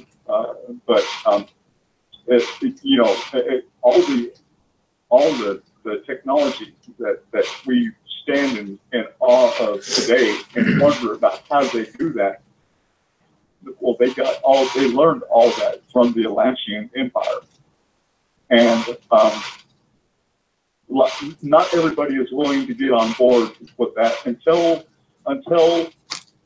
there is proof, positive evidence that that's what happened. That's where it's from. We have all the evidence right there in front of us, but everybody is still wanting proof that it existed. Now, like, what's with you people? What in the world is with the people? How come they cannot see this? Why do they choose not to? Beyond me, I don't understand it. Well, I'm trying to. Well, here's the thing. You're talking about with the Atlantas and all that stuff. They did a show here last week. It's called In Search for a Yeti. I don't know if you've seen this one or not. And this guy has been going around. He's been doing this now for quite a long time, and he's been looking for certain samples, bone samples, hair fragments, blah, blah, blah, looking for this Yeti. So he's way up in the Andes, or no, what is that? Where yeah, Matt can't. Yeah, right, up in the Himalayas, up in that area. Okay, and he's talking to these people up there who are actually, come to find out after doing this DNA sample, are descendants of the Denisovians. Okay, now that's not really too bad of a thing, all right, but here's the deal. They live in an area that's like 12 to 13,000 feet above sea level, where the air is so thin you damn near need an oxygen tank to breathe. But yet these people survive there like it's no big deal. Okay? And the question in my mind is, you know, if that's the case, you know, there's got to be a reason why they can live like that and nobody else could. Even the Homo sapiens who came after them, us, you know, we had to leave there because we couldn't breathe. You know, it would kill us. Right. But yet these Denisovians, yeah, these Denisovians could live there. Now, what's up with that? You know, there has to be a genetic structure there. They have no doubt become acclimated to living at that elevation. A perfect example of that is Sir Edmund Hillary. When he made it to the top of Mount Everest, he had a Sherpa guide, or a Sherpa guy who'd been carrying all of his supplies with him and everything. Singte Noria. Oh, I'm not saying it right. Anyhow, this Sherpa guide, he was up there. He was up there with him, and he never had to go on an oxygen tank. Ain't that something? Nobody ever knows about this. Yeah, that's crazy. Nobody ever knows about this. This guy is the guy who went to. He was the first two people to make it to the top of Mount Everest. Okay, what? How can you do that without? Yeah. He had a guy with him. Sangte Noria. No, God dang it, I'm not pronouncing it right. But, anyhow, you can look it up, and it's true. But if I remember what I'm just going off memory here, but I remember reading about that, and I was amazed at that he didn't have to, a little bit, but not as much as Hillary had to. Right. You know, which Sir Edmund Hillary, before he climbed to the top of Mount Everest, he had already climbed to the top of, I don't know how many different mountains around the world. He was from New Zealand, and he had climbed to the top of all the peaks in New Zealand along the southern Alps, the New Zealand Alps. You know, they have a mountain range down there that goes up, I don't know, 15,000 feet, something like that, 16,000 feet. Right. I'm really not sure exactly how tall they are for sure, but I do know that there are some extremely high mountains on a small island country. You know, for as small as New Zealand is, it has some extremely tall peaks, and they're not volcanic. Right. You know, not all of them are volcanoes.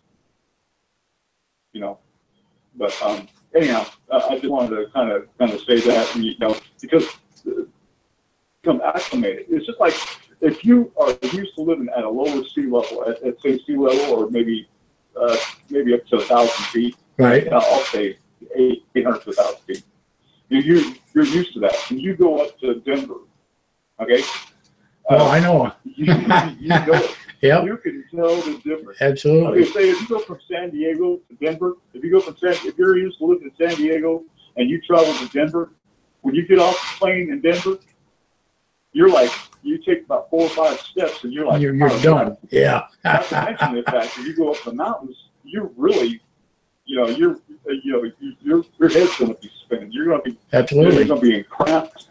And the last thing you want to do when you do that, I'm going to tell you, anybody who does this now, for FYI, do not ever go to a high elevation and have any alcohol. No. Do not drink beer or anything else, because it will put you into a painful, it will have you doubled over in pain so badly that you will not enjoy the rest of your trip.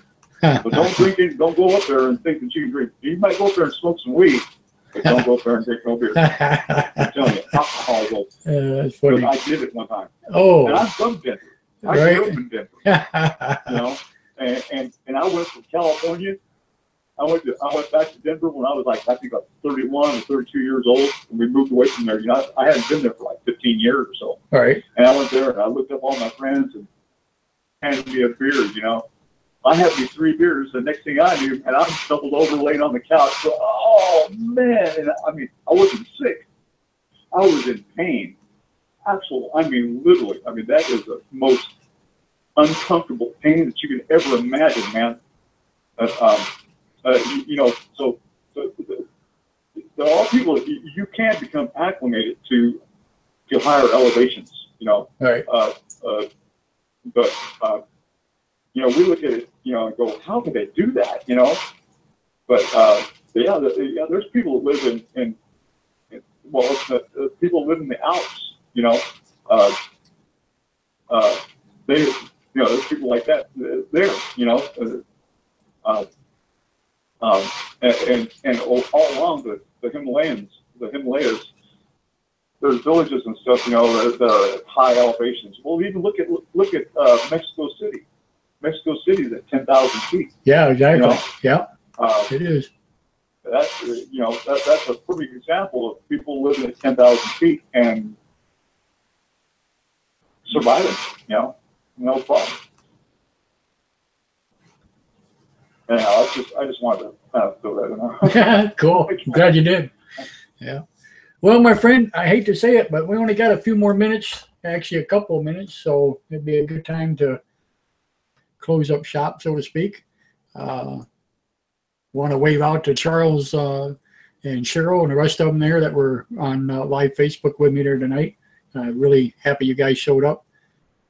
Tim and Sid, I'm glad you guys called in. Made a really good conversation. Hopefully, hopefully we'll do it again really soon here. I go back to work on Thursday, so I'd like to get at least one more show in. And believe it or not, this is our 99th episode, so our next show is going to be the 100th episode of Closer Encounters. So I think we ought to do it up. I think we should do it up. So maybe okay. Maybe Tuesday night. I think 90 seconds.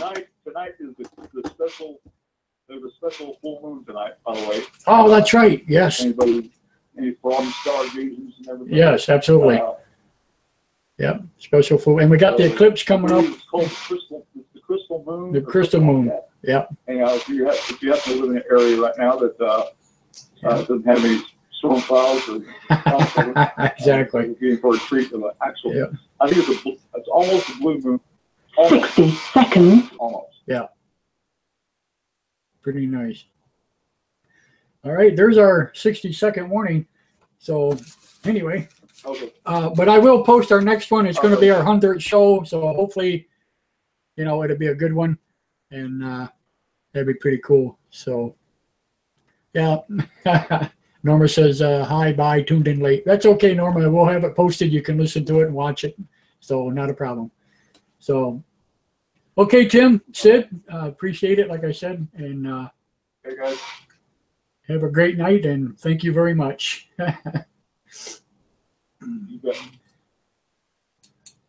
Alrighty. Well, ladies and gentlemen, that looks like going to be the end of our show.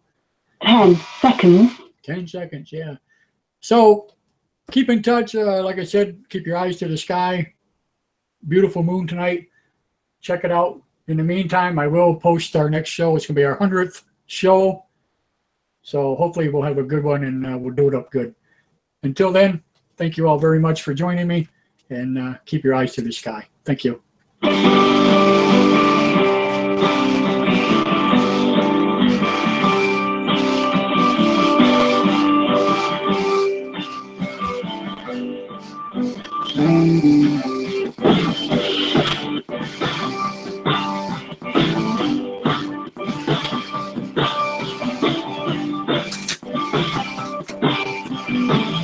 Bye.